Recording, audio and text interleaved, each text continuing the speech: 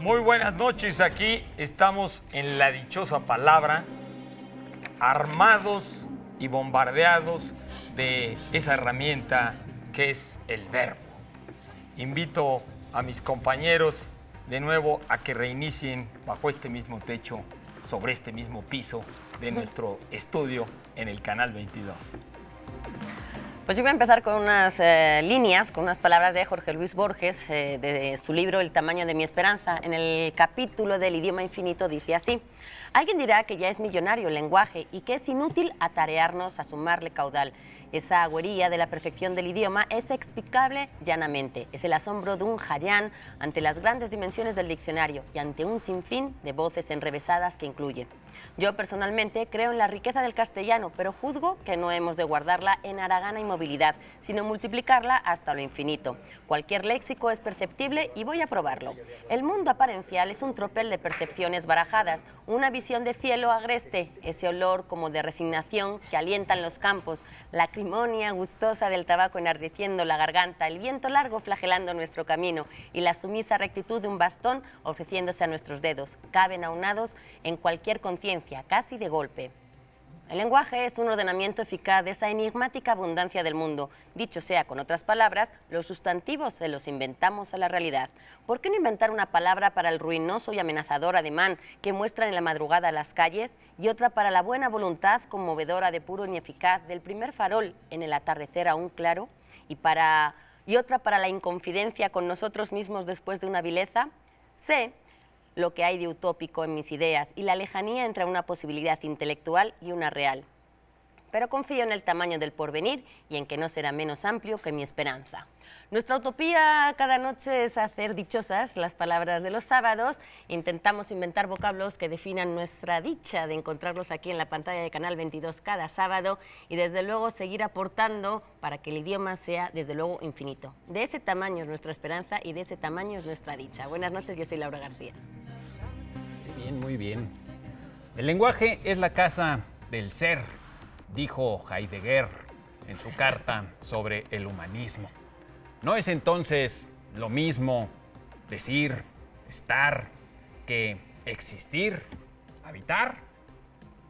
Soy Pablo Gullosa. Buenas noches. Buenas noches, yo estoy muy contento porque acaba de salir el segundo tomo de la Antología General de la Poesía Mexicana que hizo Juan Domingo Argüelles. Es realmente un acontecimiento. La primera parte llega hasta desde la poesía prehispánica hasta mediados del siglo XX y esta comienza con los poetas que nacieron a mediados del siglo XX. Los más viejitos aquí que encabezan son, por ejemplo, Víctor Manuel Cárdenas, Eduardo Langagne y Eduardo Casar, su servidor, que tiene el honor de aparecer aquí. Y este es un gran acontecimiento. Es una coedición de Océano y Sambors. Yo pensaba que... La dichosa palabra. ¿Qué pasó? Sí.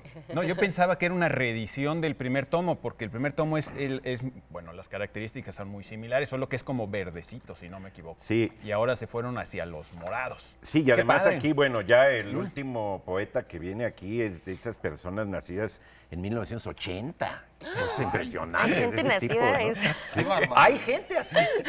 ¿Sí? Hay gente así de joven. Existen así. No, venga tú, cuando ya nacen los 90 y es una cosa de horrible. bolsillo, caray. Este es el pocket, sí. La grande, la de bolsillo lujo, para la gigantes. tengo en mi bodega.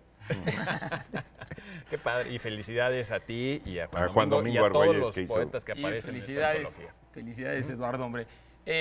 Bueno, pues mañana se celebra el maratón en la Ciudad de México y recuerden que hay mucha polémica acerca del maratón. Probablemente Filípides, el gran corredor, no corrió exactamente 42 kilómetros y 192 metros, sino que dicen que corrió en 3 horas, ahora se corre casi en 2. Una distancia que ahora se mide en función de lo que era el palacio, la distancia entre el Palacio de Windsor y el estadio de White City. Maratón quiere decir hinojo. Yo les recomiendo por el clima de la Ciudad de México a los maratonistas de mañana que pongan algunos hinojos en el altarcito de San Mamerto, que es el santo patrono contra las lluvias torrenciales y las calamidades atmosféricas de mañana. Oye, pero a lo mejor si estás Estamos corriendo no te inconformados. cae mal la lluvia, no sé. ¿Eh? Yo no sé, yo no Bueno, puedo. yo creo que pues si llueve Fuertísimo, catastróficamente, sí, no, no, no. pues yo creo que sí Como va a ahora. ser una... Pero la- una lluvia ligerita. La que lluvia te mantenga ayuda a fresca. correr. Cuando comienza a correr, a llover, la gente corre. Corre. Incluso Manzanero lo menciona. ¿De veras? Vi ¿De gente gente correr. Sí. Pero Claro, no estabas tú. pero porque estaba lloviendo. Sí, exacto. por Sí, eso. o sea que es un O sea, aliciente. Ojalá que llueva. Ojalá que llueva. Café. Que le rueguen a San Mamerto. Bueno, pues en nuestras preguntas que ya le hacemos desde temprano en las redes sociales, la de hoy es ¿qué libro has buscado mucho tiempo y que no has podido encontrar? Todavía nos pueden seguir hablando a nuestras redes, escribiendo @dichosa22 y en Facebook a La Dichosa Palabra o con el hashtag gato La Dichosa Palabra. ¿No? También hay teléfonos en cabina. Bueno, vamos a empezar con las preguntas de ustedes. Nos preguntaron en Pachuca, que iniciamos la temporada la semana pasada, allí en el auditorio, le preguntaron a Laura que por qué, que acerca de que los madrileños se llamaban gatos, pero Laura no terminó de explicar por qué se les Es llamaban que gatos. sí, no venía a cuento porque la pregunta era gato, entonces no quisimos ahí. Extender. Pues es una leyenda popular. En realidad, Gato se supone que era el apodo de un muchacho que trepó unas murallas cuando estaban tratando los cristianos de reconquistar Madrid, que en ese momento se llamaba Maguerit. Es decir, hay que remontarse a los tiempos de la Reconquista. Había una aldea que se llama Maguerit, musulmana, entonces que eran los musulmanes los que reinaban y ocupaban la península ibérica. Y para fortalecer esa aldea hicieron una muralla muy alta, entonces era imposible llegar, conquistar, en fin.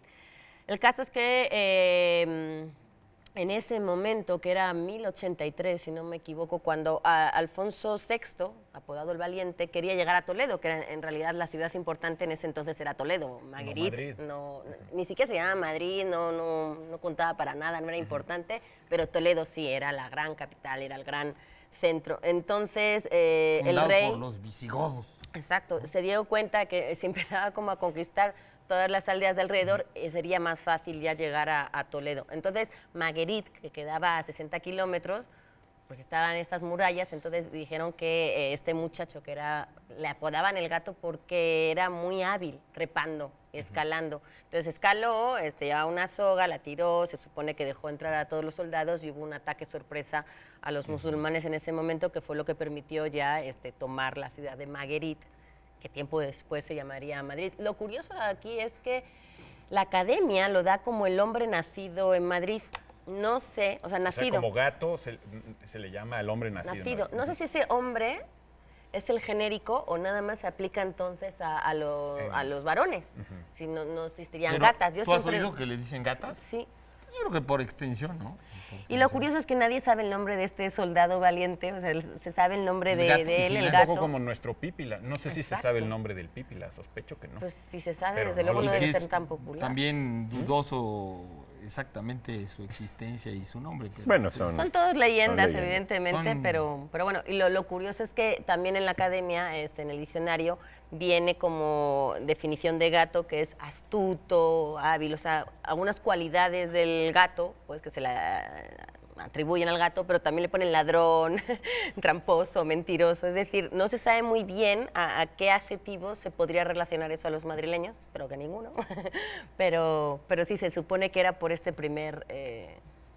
Ni siquiera Sí, era madrileño. Gato tiene una gran cantidad de acepciones, como lo platicábamos la semana pasada. Aquí en México, bueno, también es el aparato para subir el carro, todas estas cosas, ¿no? Pero ahora que tú mencionaste lo del hashtag, Claro, gato. dijiste gato al signo. ¿Cómo se le llama a ese signo? Bueno, yo en Porque España yo se llama no sé. almohadilla, pero es gato. ¿Cómo? aquí. ¿Almohadilla? En España, Aquí pero aquí es por el gato. juego. Sí, juego gato, del juego gato, de pero gato. no creo que sea el Sí, nombre las del signo dos. ortográfico, No. definitivamente. ¿no?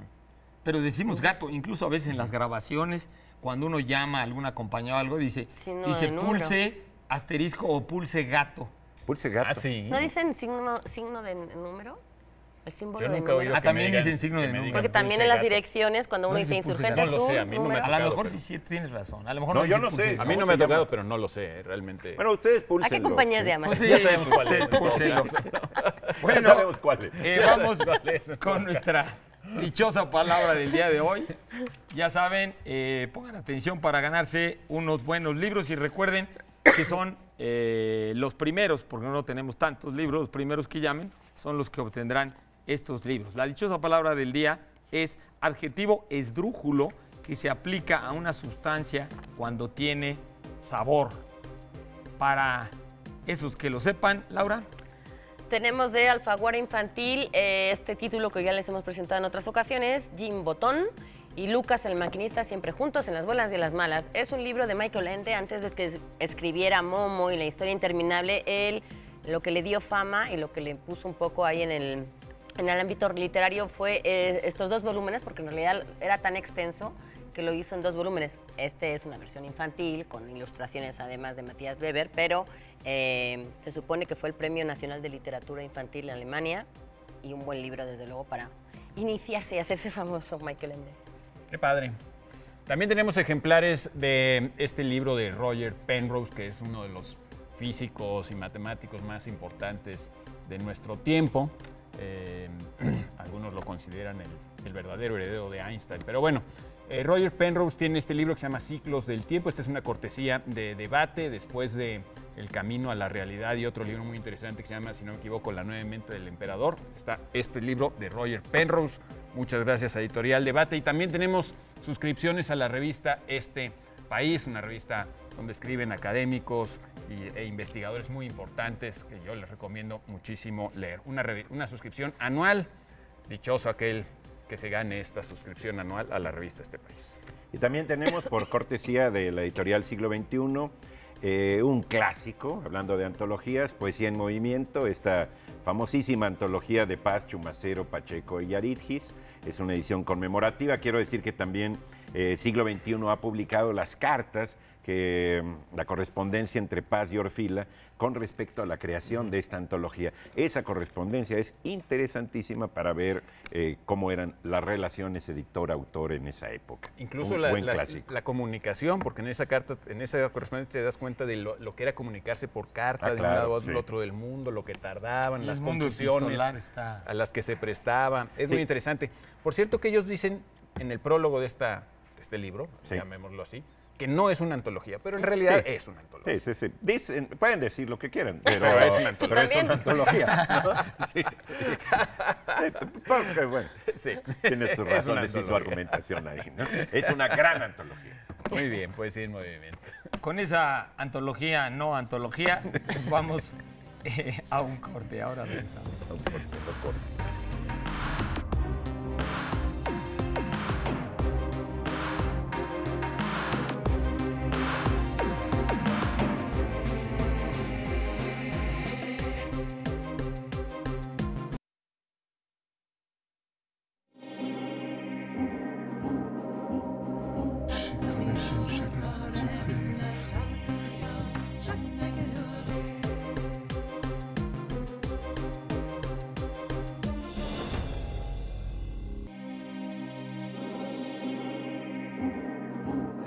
Aquí seguimos en vivo con todos ustedes. Hoy ya último día último sábado más bien de agosto, porque nos queda un día.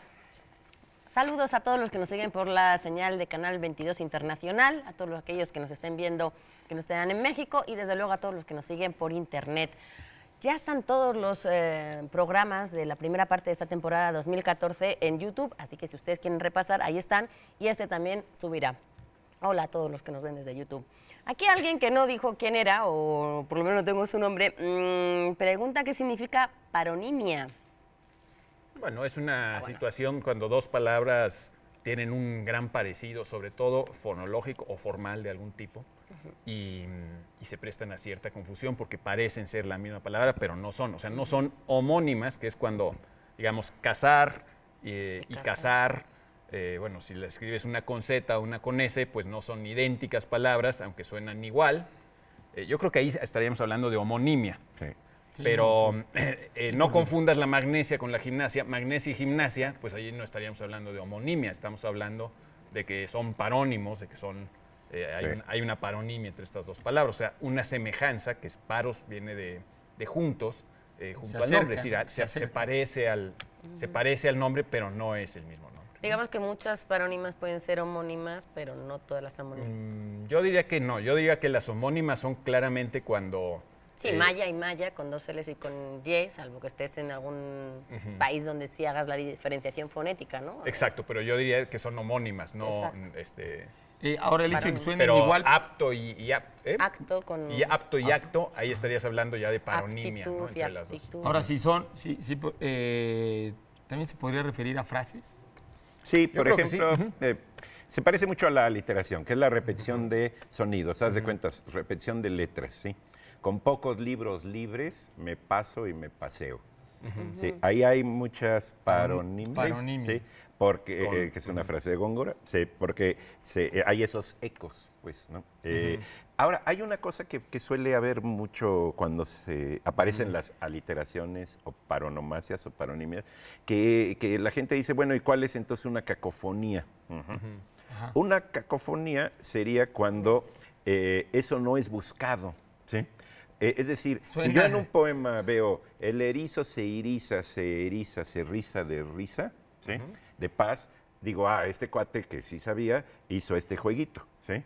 En cambio, si yo veo, no sé, en un comunicado que hay muchos sonidos iguales, puede sonar medio cacofónico. Es decir, la cacofonía tiene cierto tono de... ¿Cómo sería? Como peyorativo, ¿sí?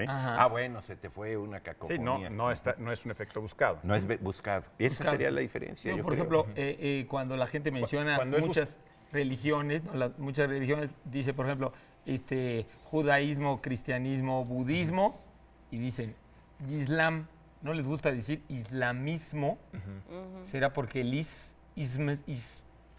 suena medio cacofónico? O porque se les dificulta la pronunciación. Porque mucho de esto de la cacofonía tiene que ver también como los trabalenguas, ¿no?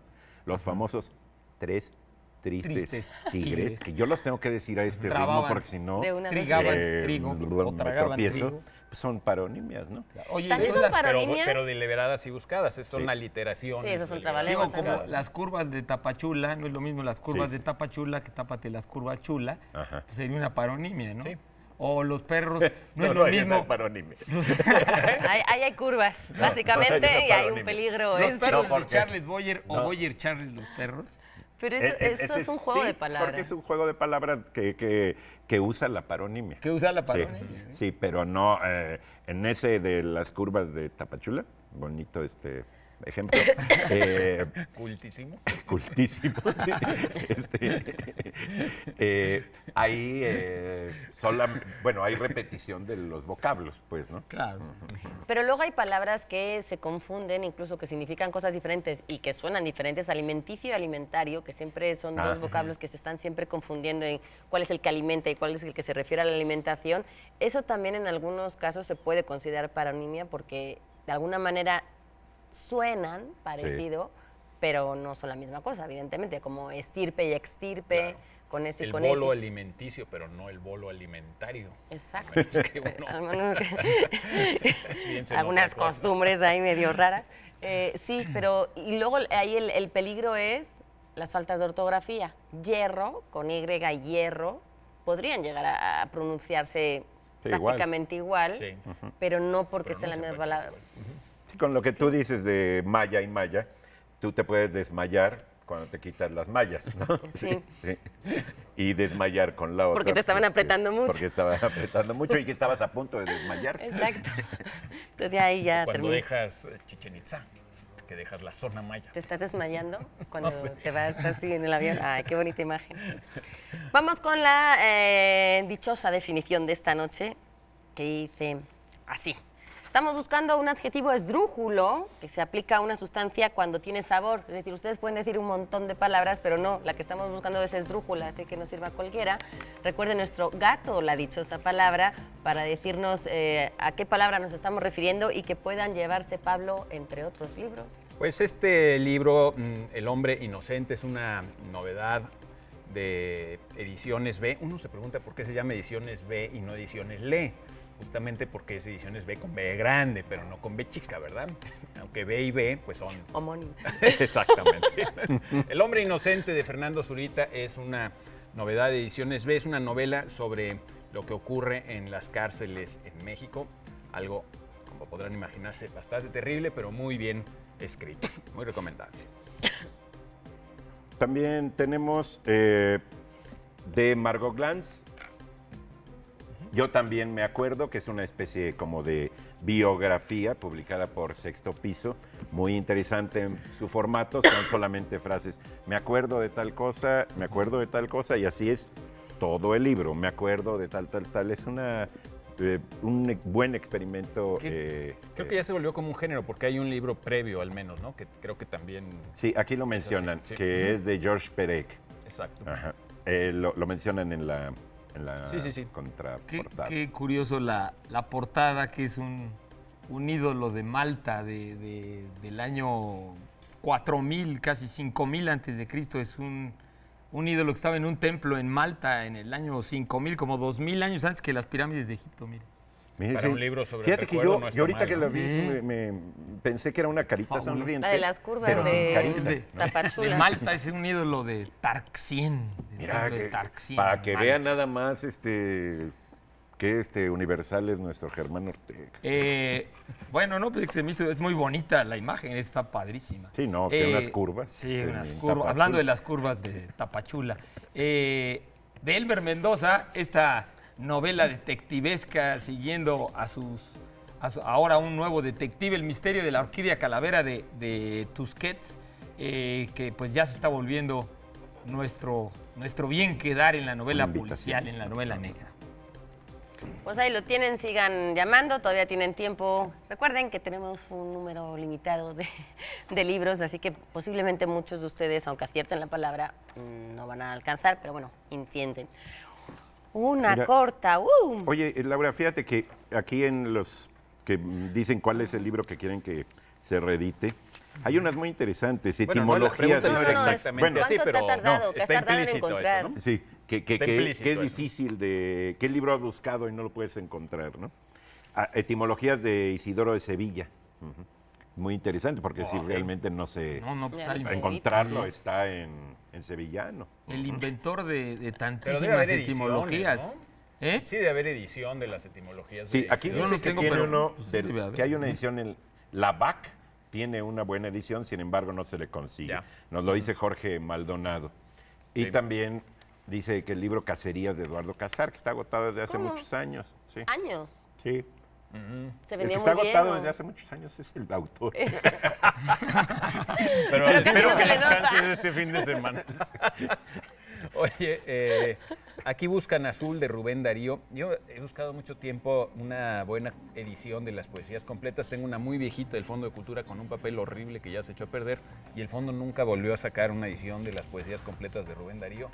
O algo que no se encuentra para vergüenza Ahora, de todos Azul nosotros. está en Sepan Cuántos. Sí, y se consiguen los títulos sueltos de Los Cantos de Vida y Esperanza. Está en una edición muy bonita que acaba de sacar Conaculta. Azul está en Sepan Cuántos, pero la poesía completa no se consigue. Hay un libro que me extraña mucho que primero que exista y segundo que busquen.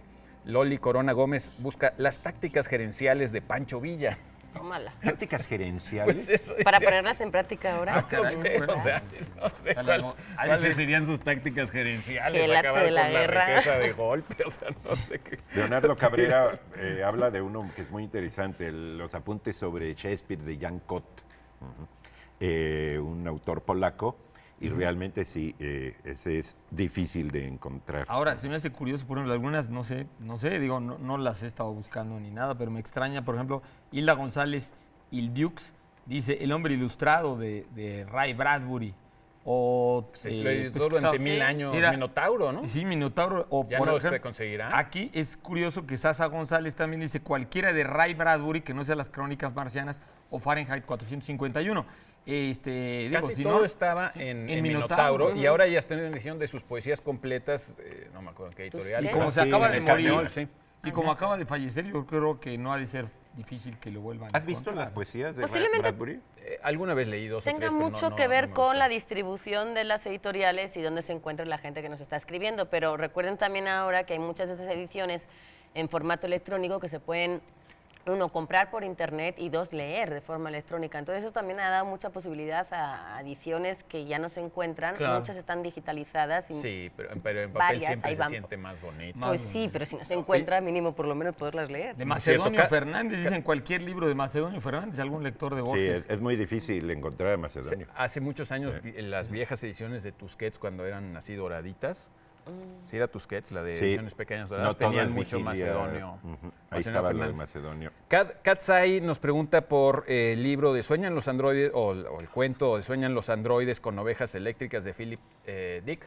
Habrá que preguntarle Es de a donde Pepe viene Gordon. la película Exactamente. Blade Runner, ¿no? Bueno, Exacto, y sí. de donde toman el nombre del programa de Pepe Gordon, de José Gordon, la De oveja ahí eléctrica, sale. ¿no? Claro, pues sí. Sí, claro. Sí. Entonces esta pregunta hay que seguro tiene canalizarla. con Al Pepe defensor Gordon, del Pepe Gordon. Vamos a televidente. canalizar. Y mandarle un Nosotros vamos a saludo de una vez. canalizarlos a todos ustedes a un corte porque nos tenemos que ir brevemente, pero volvemos enseguida. No se vayan.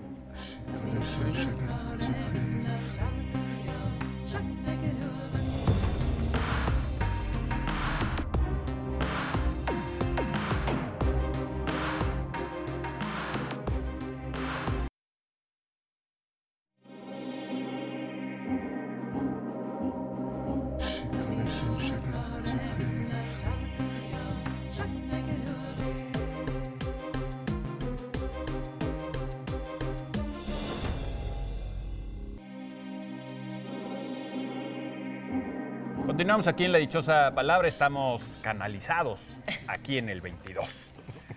Saludamos a todas las personas que ven este programa por cualquiera de nuestras varias señales, naturalmente a los que lo están viendo en directo hoy sábado y a todos los que nos ven también por internet y de cualquier otra manera. La pregunta que estamos haciéndoles hoy a todos ustedes para que participen si quieren hacerlo es ¿qué libro han buscado durante mucho tiempo sin poderlo encontrar? ¿Qué libro les gustaría? A lo mejor no solamente un libro que ya no se reedite, sino qué libro les gustaría que existiera y no acaba de existir, ¿no? O sea, bueno, a Libro mí me utópico. gustaría que existiera claro. el libro de las traducciones de Pacheco, por ejemplo, y nunca acaba de salir ese libro, ¿no? De las su traducciones de inventario. poesía. Lo sigues O su buscando. inventario, ¿no? Pero Y hay más sigo- que buscarlo, sigo lo estás deseando que esperando. ¿eh? Hay más que buscarlo, lo estás esperando. Sí. Pero la pregunta, puedes ¿cuál es? esperar sentado. Claro, o los... ¿Cuál es la pregunta? ¿Qué libro has buscado mucho tiempo? Pero ya le hemos dado tantos matices el día Ah, de hoy que ya se vale lo que quieran. Bueno, entiendan ustedes lo mejor que puedan esta pregunta. Y vamos a continuar con preguntas de todos ustedes, como esta de Alberto Casillas Ochoa, que nos pregunta algo que nos han preguntado muchas veces y creo que de vez en cuando vale la pena que volvamos a tocar este tema. La diferencia entre el cuento y la novela. Básicamente ahí profe. se piensa que es el tamaño. ¿sí? Pero no que el tamaño no importa. Pero es lo O que con la dice. letra, sí, el parece. pequeño Larousse ilustrado dice, pieza en prosa breve, cuento. Claro, pero es el pequeño Larousse, ahí el tamaño también obviamente le preocupa. Va a eso, a lo suyo. Claro, a lo Sí, suyo. sí. a lo suyo. Dependiente, Es es un complejo coherente. personal de... Un De complejo Larousse. de Larousse. Un complejo y un compendio. En realidad el cuento es corto para mantener la tensión sobre un solo hecho al cual la manera de contarlo le da importancia. También mucha gente piensa que el chiste de un cuento es la anécdota y el chiste de un cuento es saberlo contar. Es como un chiste. Es decir, el chiste de un chiste no es la anécdota, sino saber hacer el chiste. Es una pequeña estructura. Sí. Ahí yo Pero tú sí recomendaría... dices pequeño, Pero que lo sí mismo tiene es que ver válido con en el cierto tamaño. sentido para la novela, ¿no? ¿Cómo? Y hasta para la poesía, pues también hay que saberlas Ah, no, contar, claro, claro.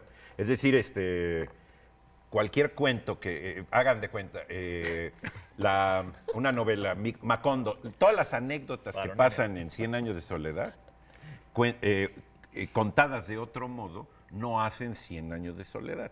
¿sí? Sí. No, si acaso un mes de soledad, pero nunca Sí. 100 años. Se te pasa Hacen, enseguida. ¿Cómo lo contarías? Y una vez estaba Remedio en la Bella y entonces se fue a las alturas. Y una vez tal cosa no, y no, tal, no, tal, no, tal. no No te sale. ¿no? Entonces el chiste es que el cuento tiende a dejar de lado todo aquello que no vaya hacia una sola anécdota que se va a resolver de una manera, por lo general, sorpresiva, pero también puede ser de otro modo, ¿no? Ahí yo diría que hay que leer las teorías del cuento, tomo 1, que hizo Lauro Zavala. Es que hizo 4 tomos, pero realmente donde vienen todas las teorías importantes en el 1. Compren si quieren los otros, digo, por Lauro Zavala está bien, pero bueno, ahí vienen las teorías de Horacio Quiroga, de Chekhov, de Cortázar, de Juan Bosch, el autor de Los Limpiadores, ¿no? También presidente de la República Dominicana. Nomás termino aquí con esta. Entonces, es la condensación lo que hace que el cuento sea corto. En cambio, la novela tiende a crear un mundo, tiende a crearnos la sensación de que todo el mundo es como el que estamos leyendo en la novela. La novela se va ramificando, como si respondiera a la pregunta esa que muchos, porque para esto, tal cosa, porque para esto, va creando contextos y eso va creando su ramificación como el follaje de un árbol y va creando una sensación de mundo. A mí me gusta mucho la idea de Milán Kundera, que por cierto, como en unos días sale su novela nueva, ya en español, que habla de la novela como un instrumento de conocimiento. La novela nos permite explorar en las relaciones humanas cosas aspectos, dimensiones que no nos permiten otro tipo de discursos ni otro tipo de instrumentos. Eso de la novela como un instrumento de creación de mundo, de exploración, es fantástico. Esa idea es buenísima. Perdón, Pablo. Yo digo, apuntaría una reflexión primero y después una teoría personal. La reflexión es simplemente que en la realidad nos gusta que existan cosas como muy claras, ¿no? Los hombres, las mujeres, o sea, todo tiene que estar como encasillado. Pero en realidad, en la realidad misma, todo realmente es más bien como un espectro que se va yendo de un lado al otro. Es como los colores, no hay el rojo y el amarillo, hay un espectro. Y pues ¿de dónde comienzas? Las discontinuidades no existen, sino abstractamente. Exactamente, son calificaciones abstractas. Entonces, pues, entre un cuento muy largo y una novela muy corta, pues también pasa eso, digamos. Las batallas en el desierto de José Emilio Pacheco, pues fue pensado como originalmente como un cuento que iba a formar parte de un conjunto de un libro con cuentos. Pero en un único libro se vuelve como una novela corta o una novela y adquiere otra dimensión, ¿no? Cuando en realidad, insisto, pues podría ser un cuento dependiendo cómo lo hubieran impreso, cómo lo hubieran editado, ¿no? Claro, que tiene que ver con un umbral. Yo un poco me pongo a pensar, claro, como tú dices, siempre pues delimitar es como delimitar una época, ¿no? Delimitar algo, pues siempre es una abstracción. Pero un poco yendo a esto de la cantidad, me pongo a pensar que la palabra cuento tiene la misma raíz que contar, de contar 1, 2, 3, 4, 5, 6. O sea, tiene, y lo cual un poco se refiere a algo cuantitativo, algo más delimitado, algo más conciso. Y novela viene de novedad. De novedad, y que se refería un poco en el Renacimiento, que fue calificada la novela medieval, que según muchos autores es la primera novela nueva en Europa, aunque hay novelas romanas, la de Apuleyo. Pero etimológicamente todavía es más confuso, entonces esa diferencia. No, porque novela quiere decir crear un mundo nuevo, un género nuevo, un estilo nuevo, pero que no había en la Edad Media. Atendiendo a la forma, no tanto al contenido. Aunque el contenido también rompía las atendiendo al normas contenido, que estaban porque hechas. quería decir que era un universo nuevo, una forma de ver el mundo nuevo. Que es lo que dice Joseph Campbell, que es como la creación de nuevos mitos, de una nueva visión del mundo en la época medieval. Una cosa, lo que pasa es que el cuento ha habido en todas las épocas y van cambiando las modalidades. Y novela no. La novela es un género de la modernidad. Moderna. Sí. Claro. Y la novela que necesita requiere al individuo. Por eso, por ejemplo, no hay novela indígena. En las comunidades indígenas, esa noción de individuo no florece, digamos, orgánicamente. No, y hay etcétera. Hay toda una serie de teorías. Pero eso se vuelve muy interesante porque la novela realmente es un género de la modernidad que necesita de una cultura escrita para existir. Claro. Sin cultura escrita, en una cultura oral, no existen las novelas, existen las mitologías, pero las mitologías se cuentan en forma de cuentos. O de sea, episodios lo vas contando como sí, episodios, sí, sí. como En cambio, cuentos. Claro, los cuentos son universales. Y además no hay cultura que no tenga cerrados. cuentos. los cuentos los puedes memorizar, Sí. al igual Sí. que los poemas. Exacto. Pero las novelas no las puedes memorizar, ¿no? Te pueden hacer un Claro. resumen, Entonces, pero nunca puedes contar todo, Sí. contar El todos los detalles. apogeo de la novela coincide con la decadencia de la memoria y con la modernidad, ¿no? Exacto. Y con la noción de individuo. Un Claro, individuo claro. en una relación problemática con su sociedad y no alguien que se siente parte de la comunidad. Es que Sí. los cuentos y los Exacto. poemas son formas de comunión. Se cuentan, se dicen en voz alta, los escuchan muchas personas, etcétera. La novela es un acto completamente individual y autónomo. Por eso- Lo lee uno para sí mismo, solito. Exacto, por eso yo decía un poco... Es un género que individualista. Este origen etimológico de la palabra novela y del origen histórico sí tiene que ver con la creación de un mundo nuevo mental, Claro. de una organización Sí, sí. cultural distinta. ¿no? Sí, sí, y en sí. cambio, los cuentos, como estábamos diciendo, son universales. No hay ninguna cultura que no tenga cuentos. O poemas. ¿sí? Ninguna, ninguna. O todas. poemas, o fue mitos. el- El la grupo tradición. Cuentos, aborigen poemas y más mitos, pequeño. todas las culturas Sí. los tienen. Pero la novela es un No. fenómeno completamente moderno. Que incluso sustituye, ahorita que tú te referiste a los mitos, sustituye Claro. a los mitos antiguos. Sí, sí, sí. Cuando había mitos, la gente tenía una bola de historias que se Que se entrelazaban. plasmaron Pero en lo cuentos. sustituye no solo como género, digamos, literario, sino como acontecimiento cultural, porque los mitos se contaban en la tribu y la novela la lees individualmente. Y también Como digamos, dice Kundera, la visión del sucede mundo. Sí. a la épica. Ujú. Exacto. Es decir, la poesía épica ya esta cuestión de las fundaciones, de ciudades, de naciones, etcétera, ya viene, esa estafeta la toma la novela histórica. Y por eso, como dice Aunque- Julián Kundera, tiene razón Kundera en ese sentido, Kundera es de que genial. crea realmente, es una manera de aprender la realidad distinta. Sí, sí, sí. Está bien. Una gran experiencia. ¿Iremos a la dichosa? Pues sí, ¿no? Nos hemos dejado tan Sí, vamos a la entusiasmados Nos en la quedó- cabina, Ah, no han voy- dicho voy nada. yo, ¿verdad? Perdón. Sí. Sí, pero no Se te me olvida que preocupes. soy- No te Para no preocupes. hacerte el cuento largo. O la novela corta. Bueno, vamos a la dichosa palabra de hoy. Adjetivo esdrújulo que se aplica a una sustancia cuando tiene sabor. Digamos que es, ahí va una pista, lo contrario de lo insípido. ¿Qué cosa sería lo contrario de lo insípido? Y las primeras personas que respondan bien a qué palabra estamos buscando tendrán prioridad para llevarse los siguientes libros. Una magnífica edición de Bonilla Artigas Editores, que está editando cosas geniales. padres. Es una selección, prólogo y notas de Castañón, de Adolfo Castañón. Es una antología de gitanjáforas, Alfonso Reyes, el libro de las gitanjáforas y otros papeles y vienen una serie de autores.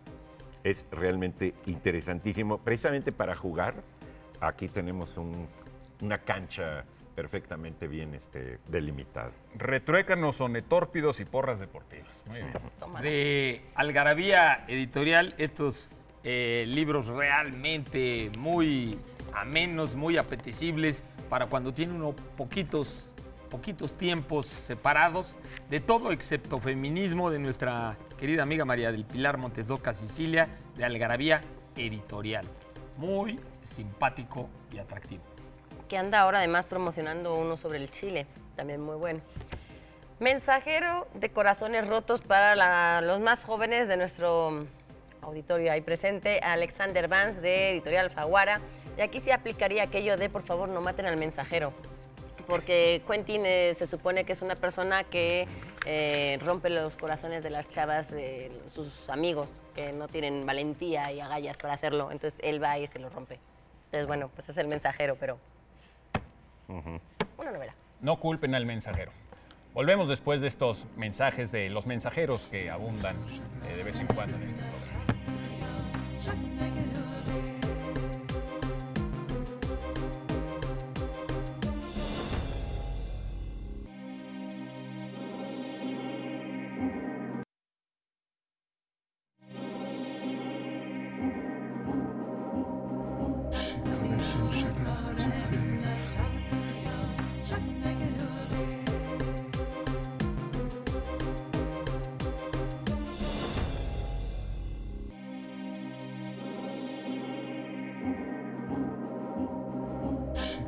Bueno, pues seguimos aquí en esta dichosa palabra. Yasmín Gutiérrez nos pide hablar del arte como queja. Ay, ¿qué haremos ahora? ¡Ay, ay! Como interjección. A ver, ¿quién se lanza? Pujar o... Claro, la subasta. puja y la subasta. Pujar, claro. A ver, Bueno, Lanzaos. en efecto, algunos críticos de arte han hablado mucho en todos los ámbitos, en la plástica, en la literatura también, de esto pues que realmente no existía o existía muy poco en el arte de hace más de 200 años y que era pues cómo se ha metido en el mundo del arte la queja de lo personal, de lo circunstancial, lo que llamamos también arte de denuncia, ¿no? Arte de denuncia, y hablar pues, sobre los agravios personales del sistema de vida en el que uno está sumergido, ¿no? O sea, si nosotros vemos la obra, por ejemplo, en pintura de Goya, o vemos incluso la literatura de Dostoyevsky o de Henry James o de... pues por supuesto pueden hablar de cosas espantosas que ocurrían en el mundo, pero realmente no se quejaban tanto personalmente. Una de las cosas curiosas, por ejemplo, de la pintura de Goya o de muchos grandes románticos, pues es que, por ejemplo, la pintura de Jericó, que es tremenda, ¿no?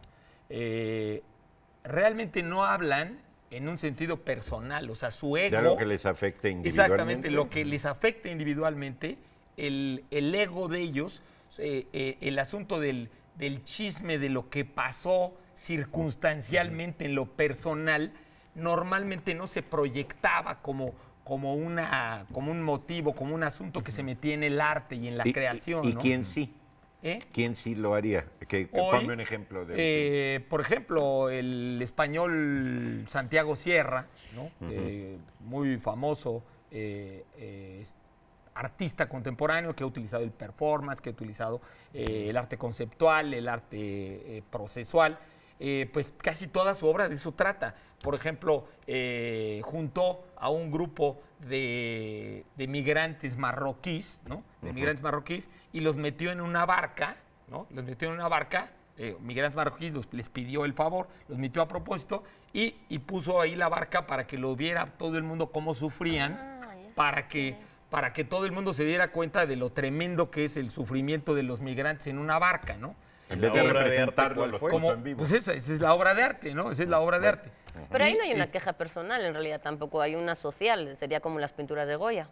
Sí, pero... No, pero sí lo que hay es un ascenso del narcisismo, digamos, un ascenso imparable del narcisismo, donde ya no importa la herencia recibida, ni ese diálogo con las grandes obras del pasado, sino que lo que importa es tu ego y cómo se expresa. Sepan cómo estoy. Y eso es un fenómeno muy reciente. Muy reciente, era lo que iba a decir, que el arte como denuncia, incluso la crítica que se le ha hecho a muchos autores y pintores y escritores modernos, es justamente este asunto que a veces hemos tratado aquí, del sentido del agravio personal o del sentido de la política que se mete en el arte, ¿no? Del sentido de la política. Eso es una cosa, yo pues no es que esté en desacuerdo ni en contra, simplemente lo que digo es que en efecto es un fenómeno muy moderno, que es un poco que tiene que ver con los últimos avatares de la misma novela, o sea, de los mismos avatares de la novela. O sea, a lo que voy es que cuando uno analiza la obra de Cervantes o incluso la música de Beethoven o la música de Schubert, pues les haya ido como les haya ido a ellos, realmente no sientes que en la obra está metido el ego de ellos que está diciendo cómo me ha tratado el mundo a mí, ¿no? Sí, está muy difícil en música, pero en algo que tenga una representación más, digamos, definida, más mimética, como novela o pintura, pues sí se podría ver. Esto que tú dices del narcisismo está interesante. Está interesante. Sí, pero en música, bueno, verlo yo no me Pero es un fenómeno no sé cultural cómo. que rebasa las fronteras del arte, está en todo, está hasta en la educación, digamos. Antes en la educación pues consistía en recibir una herencia de lo que habían aprendido tus antepasados, había que recuperar eso que habían hecho antes, había que recuperarlo, había que recapitularlo y había que rendir un culto a esa tradición. Y ahora resulta que no, ahora resulta que lo importante es las emociones del niño, cómo se siente. Y eso también pues ha creado todo pues vivimos en una época más psicológica, personal, ¿no? Muy narcisista. Muy narcisista. Pero no exactamente, simplemente metido más una en lo- definición del momento y que como todo lo pendular volverá a algo No, yo más creo genérico. yo creo que aquí el riesgo es justamente cuando tú rompes con toda la tradición, que empieza con el arte de las vanguardias, cuando las vanguardias dicen, yo no quiero ya dialogar con el pasado, quiero romper completamente con el pasado. Por supuesto, siempre ha habido una crítica del pasado y siempre ha habido una dinámica de no repetir lo mismo, porque pues el hombre siempre necesita cierta novedad y lo mismo es muy desgastante. Entonces, siempre hay digamos, una dialéctica en creatividad y crítica. Pero cuando esa crítica rompe tajantemente con todo y dice, ok, yo soy pintor, pero ya no voy ni a pintar, ¿no? Ya la pintura ya no va a ser ni siquiera pintura, y estás hablando de otra cosa. O cuando un músico dice, es que yo ya no voy a emplear armonía, ni Claro. melodía, ni ritmo, estás ya hablando de un rompimiento tan grande con la tradición que ya no hay un diálogo posible con el pasado. Entonces, ¿qué es lo que importa? Importa, pues, de dónde lo sacó el artista, y empieza la figura del artista, vaya, A tener un protagonismo. a tener un protagonismo. Yo creo que Bueno. una de las cumbres de eso es la famosa mierda de artista enlatada, ¿no? Y además vale una fortuna esa mierda de artista enlatada. ¿Por qué? Sí, Porque la cagó fulanito de tal. Y existe, de verdad. Ese ya nos habla de, digamos, el arte no miente, nos habla de una descomposición, de ese sentido de comunidad y de ese sentido de herencia en el que ya nadie cree. Por La ejemplo, sociedad no cree. El arte de Hans Haacke, con doble A, Haacke, un artista alemán, pues todo el arte de Hans Haacke último, pues es un arte que está enfocado a puros temas de denuncia, ¿no? De fenómenos. Se han vuelto como ONGs, ¿no? Algunos artistas, ¿no? Harold Y Bloom- a lo que voy es que eso, la queja, o sea, el arte en la antigüedad, pues casi como que los No tenía- artistas no se quejaban, aunque hablaran los románticos Había de una cosas descripción, terribles, ¿no? Más que una había queja. medio un homenaje a las cosas fantásticas y tremendas del mundo, pero no había una queja desde lo personal, ¿no? Sí, yo digamos- creo que es un fenómeno moderno. Sí, es un fenómeno muy moderno. Harold Bloom los llamaría la escuela del rencor, ¿no? El arte como bueno, los artistas como grandes rencorosos en contra de todo, empieza a ser importante justamente el ego de las personas y no lo que hemos construido como civilización. O como digamos. una proyección metafísica más grande. Yo no estoy diciendo, que quede claro, Incluso- que estoy en contra de eso que está pasando. No, yo digo que es estoy un en contra. fenómeno de ahora, pero creo que es no un tiene fenómeno por de qué- ahora, ¿no? Sí, esto del arte como queja, sí creo Incluso en novela, ya pensándole, el surgimiento de la novela, digamos, llamada testimonial, es decir, esto sí me pasó de a de veras, ¿sí? Como Canción de Exacto. tumba de Julián Herbert. Sí. Podría ser una de esas vías, yo no lo había pensado, pero, ¿De qué? Mira, pero no está mal, pues, ¿no? La idea. Y ve nada más el contraste entre estas cosas. O sea, seguimos leyendo a Homero o seguimos leyendo a Shakespeare y no tenemos ni la más remota idea de sus opiniones. No sabemos absolutamente nada. Todo lo que sepamos sobre sus opiniones, Por sobre sus su vida, biógrafos. no importa en lo más mínimo. Bueno, esa es Y en una de las cambio ahora grandes cosas de Shakespeare. en cambio ahora la mitad de las notas que aparecen en las secciones de cultura tienen que ver con lo que le pasó al autor, la vida del autor, las circunstancias propias en las que el autor Como para llegó a buscar un eso. motivo de haber escrito Claro, eso. O los análisis o el- psicológicos o la de teoría la vida que del autor está- en relación con su obra. Exacto, ¿no? o la teoría que está detrás de la obra para explicar esa obra, pero la obra no se defiende por sí misma. Es decir, Claro. nadie compraba a Shakespeare diciendo, bueno, es que este cuate le pasó Sí. esto, vamos a ver su Incluso, obra. fíjate, Y es hoy que- sí funciona así, hoy sí funciona, le pasó esto, vamos a ver su obra. Vamos a Hay ver, una- porque hay una su obra vuelta. habla, es un resultado de, de qué lo le que pasó, a él. Hay Y una eso es vuelta justamente, a la idea del autor. Ya no tanto a la recepción, ya no tanto al texto o la obra, sino al autor. Por ejemplo, ahorita pasa con lo de Cortázar. Como Cortázar era muy parco para sus cosas de carácter personal, entonces ya no hayan qué hacer, ni de dónde sacar, porque qué chisme ponen, ¿sí? ¿Por qué rompió con Ugné Carbelis? Pues quién sabe, ¿no? Y entonces ¿Qué importa, además? hay Pero- como una desposesión como de no poderlo asir, porque él no cultivaba su imagen Sí. suya como para parte de vender. sus ventas, Porque, sí. exactamente, Sí. porque el problema de nuestra sociedad, digamos, del espectáculo, de las ventas, es que necesitamos eso para vender. Entonces, lo que quisiéramos con Julio Cortázar, no nos Bueno, basta quisieran con que mucho. lean sus libros, los que dejó. Nos encantaría que salieran nuevos datos sobre su vida personal, Para saber un qué sentía inédito, cuando los y una escribía. carta que Ajá. le escribió a no sé quién para meternos en su vida.